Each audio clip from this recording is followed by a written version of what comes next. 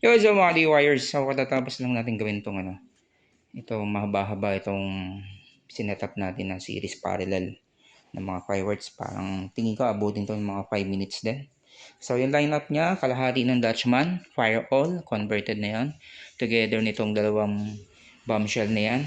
Sabay-sabay yan. Tsaka itong Heavenly Harmony, yung dalawa. Ay, ang apat.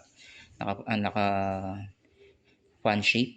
Tapos after nun, bibira na itong dalawang medium caliber ng Tiger. Tapos single ng 16 shots ng daan ng Dragon. Tapos after ulit nun, uh, V-shape ulit ng medium caliber ng Tiger. Tapos single ulit ng DFI 16 shots. Tapos triple shooter. So sabay-sabay yung tatlong yan.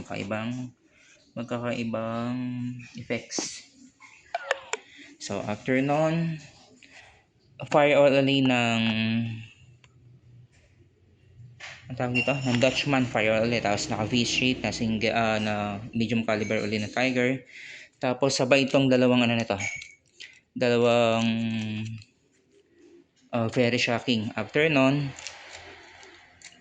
naka W shape na tatlong triple tatlo na nga yun. Tatlong medium caliber ng Tiger. Tapos triple shooter ulit, Star Mine. Magkakaiba ulit ng effects yan. Yan. Blue to white, golden glitters to green. Tapos red to green. Tapos after nun, so may mga connecting fuse pala yan dahil medyo mahaba yan. Connecting fuse. Kasi mahirap maglatag niyan. So nakaapat na hati tayo dyan. Yan. 1, 2, 3, 4. So connecting fuse ulit sa Boracay.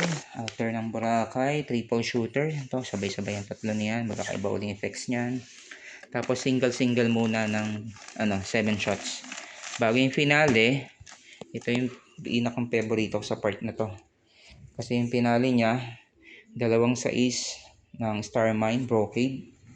Tapos dalawang 4, Brocade din. Tapos triple shooter ng DFI na 3. Bago Fire All nung natira pa ng Heavenly Harmony. Fire All yung sabay-sabay nila. Tsaka yung Wolf Song, Fire All din, sabay-sabay din sila lahat. So yan, ganda. So yun lang mga D-Wires.